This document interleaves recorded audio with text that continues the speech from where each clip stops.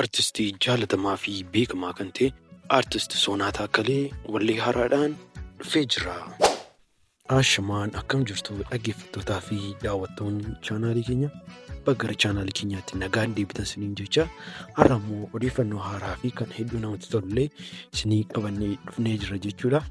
Egaa akkuma beekamu chaanaalii keenya kana subscribe, like, share gochuun jalqaba. Keessumayyuu viidiyoo kana immoo social media qabdan hunda isaarratti share gochuun dagatinaa isiniin jenna. Yoo social media qabdan hunda isaarratti share gotan artistii keenya jaalatamaa fi beekamaa kan ta'e artist Sona Takele wallee haaraa kana ta'e hedduu fayyaduu danda'a jechuudha. Kanaafuu hundi keessanuu like fi share akkasumas illee subscribe illee nu gochuun dagatinaa isiniin jenna. Kan daawwattoota keenya gara viidiyootti isin dabarsu. Akkuma hundi keessan iyyuu beektan artistiin keenya jaalatamaa fi beekamaa kan ta'e artist Sona Takele uummata Oromoo bukkeetti sirba hedduu fi akkasumas illee jaalatamaa hedduu kan ta'edha jechuudha. Artistiin keenya kun keessumaayyuu sirba warra boolee jedhuun uummata Oromoo bukkeetti jaalatamummaa fi beekamtii guddaa argachuu danda'eera jechuudha. Keessumaayyuu sirbi sun gara miliyoona 25 fi isaa olii illee argachuu danda'eera jechuudha waggaa tokko gidduutti. Keessumaayyuu artistiin keenya kun sirba sanaan uummata bukkeetti beekamus sirba hedduu isa dura baasee kan qabudha jechuudha. Artistiin keenya kun sirboota kanneen akka birillee kan jedhuu fi gara miliyoona 3 olii viiyuu kan qabuu fi keessumaayyuu dhiyeenya kana immoo YouTube chaanaalii mataa isaatii banatee achirratti immoo sirba haaraa Afrikaa kan jedhu gadhiisee ture jechuudha. Innis ji'a tokko gidduutti gara viiyuu miliyoona 3 olii isaa olii ilaalamuu danda'eera jechuudha uummata Oromoo bukkeetti.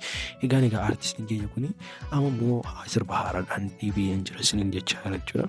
Sirbi isaan amma qabatee dhufe immoo warra maccaa kan jedhuu fi akkasumas illee kiliippii bareedaa fi hedduu kan nama hawwatne irratti hojjetee kan dhufaa jirudha jechuudha artistiin keenya kun.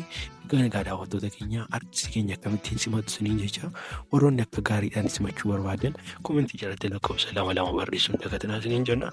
Egaa daawwattoota keenya artistiin keenya kun eessatti dhufaa yoom dhufa kan jettaniif immoo artistiin keenya kun akka YouTube isaa Facebook isaa jalatti kan inni dhufu YouTube chaanaalii mataa isaa gara hordoftoota 75,000 fi isaa olii kan qabudha jechuudha. Achuma irratti illee qabatee isiniif deebi'aa jechuudha.